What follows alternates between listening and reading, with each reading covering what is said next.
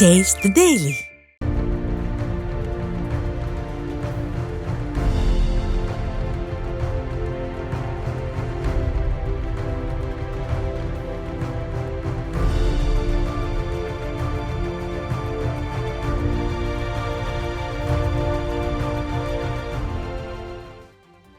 தென்னிந்திய பகுதிகளில் மேல்நிலவும் வளிமண்டல மேலடுக்கு சுழற்சி காரணமாக தமிழகம் மற்றும் புதுச்சேரி பகுதிகளில் வரும் 19ஆம் தேதி வரை மிதமான மழைக்கு வாய்ப்புள்ளதாக சென்னை வானிலை ஆய்வு மையம் தெரிவித்துள்ளது.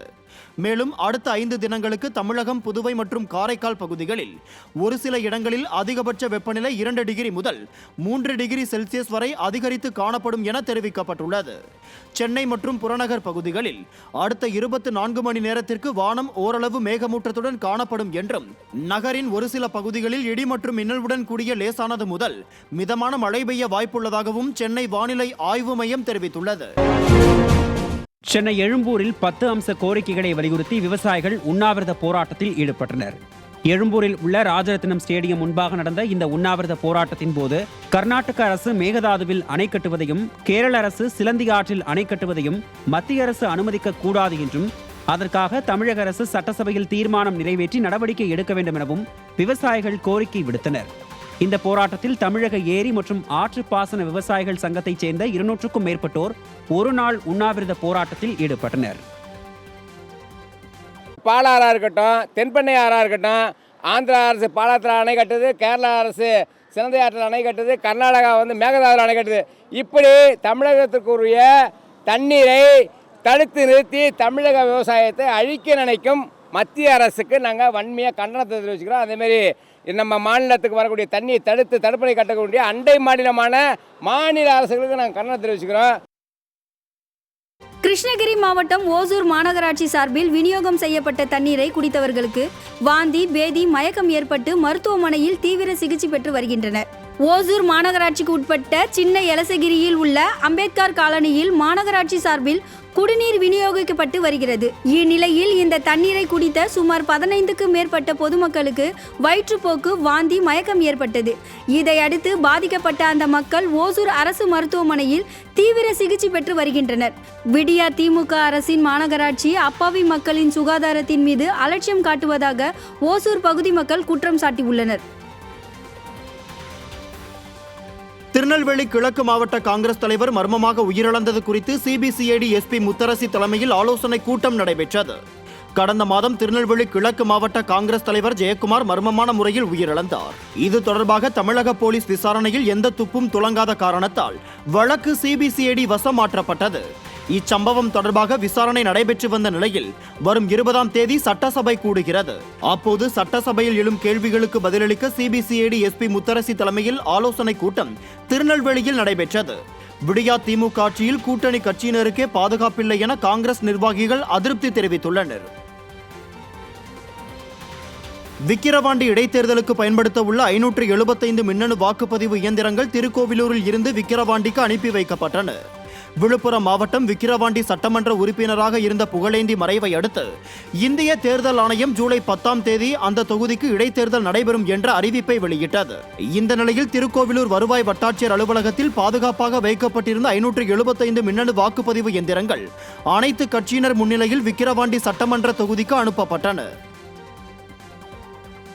செங்கல்பட்டு மாவட்டம் கிளாம்பாக்கம் பேருந்து நிலையத்தில் விடியா திமுக அமைச்சர் தாமோ அன்பரசன் மின்வெட்டு குறித்து கேள்வி எழுப்பிய செய்தியாளர்களுக்கு நக்கலாக பதிலளித்துவிட்டு சென்றது சர்ச்சையை ஏற்படுத்தியிருக்கிறது. கூடுவாஞ்சேரி, தாம்பரம் உள்ளிட்ட பல்வேறு பகுதிகளில் மின்சாரம் துண்டிக்கப்படுவதால் பொதுமக்கள் அவதியடைகின்றனர்.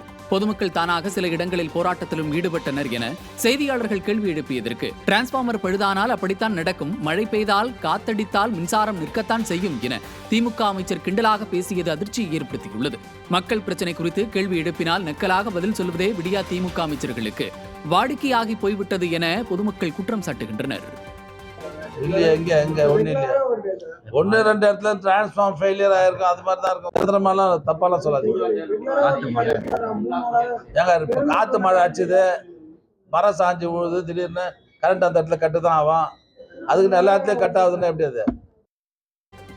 பத்திரிகையாளர் சவுக்கு சங்கர் கஞ்சா வைத்திருந்ததாக தொடரப்பட்ட வழக்கில் ஜாமீன் கோரிய மனுவின் மீதான தீர்ப்பை வரும் 15ஆம் தேதிக்கு ஒத்திவைத்து மதுரை போதைப்பொருள் தடுப்பு சிறப்பு நீதிமன்றம் உத்தரவிட்டுள்ளது.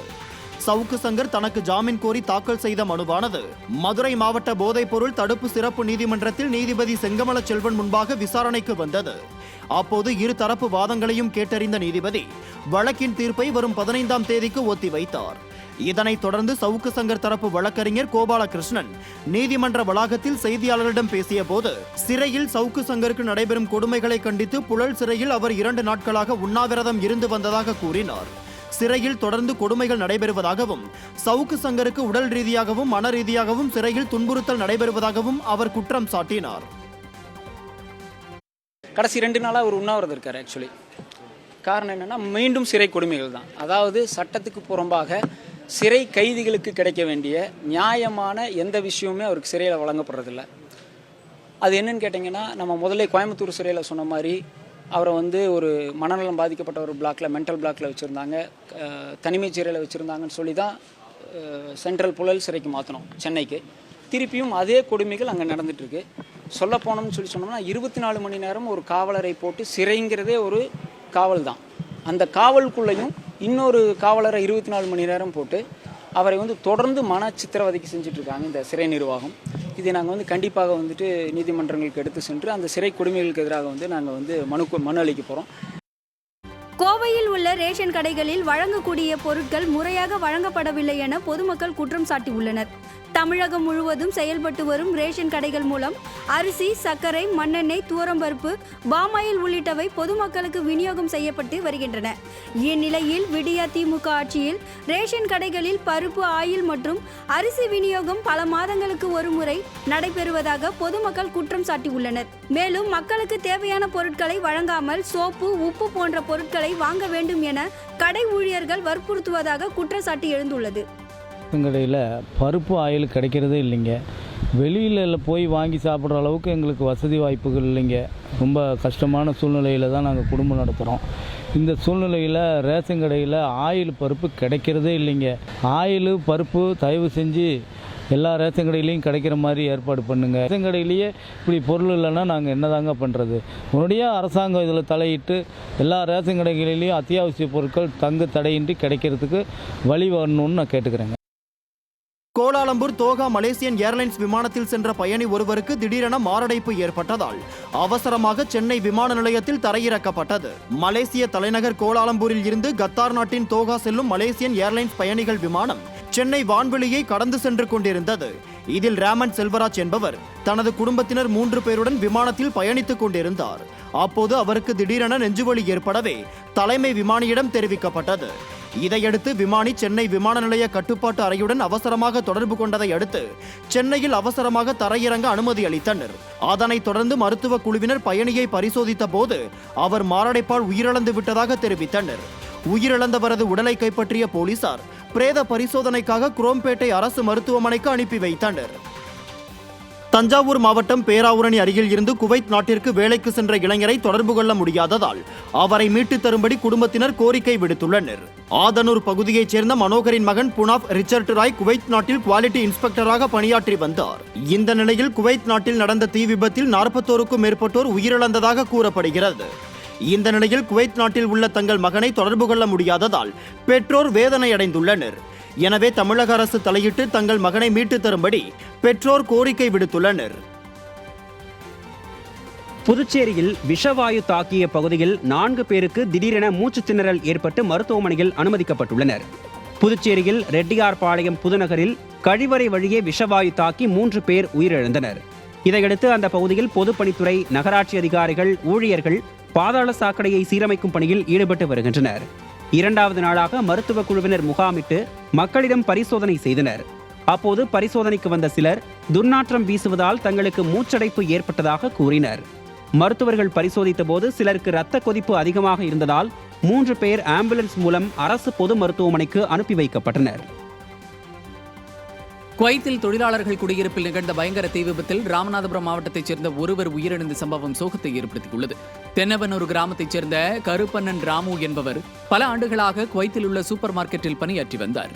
இந்த நிலையில் குவைத்தில் தொழிலாளர்கள் குடியிருப்பில் நிகழ்ந்த பயங்கர தீ விபத்தில் சிக்கி மூச்சு திணறல் ஏற்பட்ட கருப்பண்ணன் ராமு மருத்துவமனையில் சிகிச்சை பலனின்றி உயிரிழந்ததாக கிடைத்த தகவலால் குடும்பத்தினர் சோகத்தில் மூழ்கியுள்ளனர். உயிரிழந்த கருப்பணன் ராமுவின் உடலை தாயகம் கொண்டுவர நடவடிக்கை எடுக்க வேண்டும் என்றும் உரிய இழப்பீடு வழங்க வேண்டும் என்றும் குடும்பத்தினர் வலியுறுத்தியுள்ளனர். மதுரை மாவட்டம் மேலூர் பகுதியில் உடைந்த கதவுடன் இயக்கப்பட்ட அரசு பேருந்தால் உயிருக்கு ஆபத்தான நிலையில் பயணம் மேற்கொள்ள வேண்டிய நிலை ஏற்பட்டது. மேலூர் டெப்போவிலிருந்து மதுரை பெரியார் பேருந்து நிலையத்திற்கு இயக்கப்படும் TN 58 N 1542 என்ற பதிவினை கொண்ட அரசு பேருந்தில் பின்புற கதவுகள் சேதமடைந்து படிகளில் அந்த கதவுகள் சாய்த்து வைக்கப்பட்ட நிலையில் இயக்கப்பட்டது.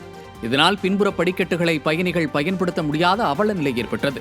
இந்த உடைந்த கதவினால் அசம்பாவிதம் ஏற்படுவதற்கு முன் பேருந்தை சீரமைக்க வேண்டும் என பொதுமக்கள் வலியுறுத்தியுள்ளனர்.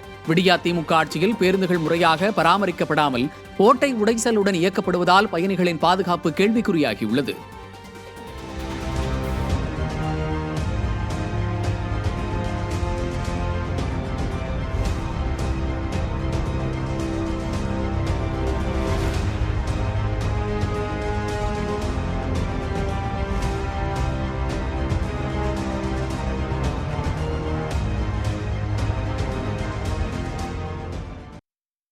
நீட் தேர்வில் கருணை மதிப்பெண் வழங்கப்பட்ட 1563 மாணவர்களுக்கு வரும் 23ஆம் தேதி மறு தேர்வு நடத்தப்படும் என உச்சநீதிமன்றத்தில் தேசிய தேர்வு முகமை தெரிவித்திருக்கிறது. நீட் தேர்வு முடிவில் முறைகேடு நடந்திருப்பதாகவும் மறு தேர்வு நடத்த உத்தரவிடக் கோரியும் உச்சநீதிமன்றத்தில் மாணவர்கள் வழக்கு தொடர்ந்தனர்.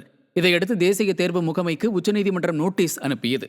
இதையடுத்து நீட் தேர்வில் ஆள்மாறாட்டம் மோசடியில் ஈடுபட்டதாக 63 மாணவர்கள் பிடிபட்டனர். அவர்கள் மீதான புகார்களை விசாரிக்க 4 பேர் கொண்ட குழு அமைக்கப்பட்ட நிலையில் குழுவின் பரிந்துரையின் பேரில் 12 மாணவர்கள் 3 ஆண்டுகளுக்கு தேர்வு எழுத தடை விதிக்கப்பட்டுள்ளது. மேலும் 9 மாணவர்களுக்கு 2 ஆண்டுகளும் 2 மாணவர்களுக்கு தலா 1 ஆண்டும் தடை விதிக்கப்பட்டுள்ளது.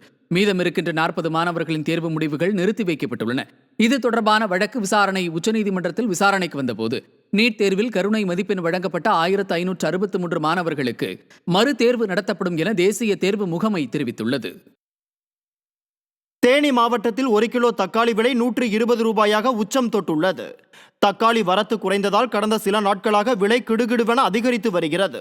இந்த நிலையில் காய்கறி சந்தையில் 14 கிலோ கொண்ட தக்காளி பெட்டி 1300 ரூபாய்க்கு விற்பனை செய்யப்படுகிறது. இதனால் அன்றாட சமையலுக்கு அவசியமான தக்காளி விலை உயர்வால் நடுத்தர மற்றும் ஏழை மக்கள் கடுமையாக பாதிக்கப்பட்டுள்ளதாக பொதுமக்கள் வேதனை தெரிவித்துள்ளனர்.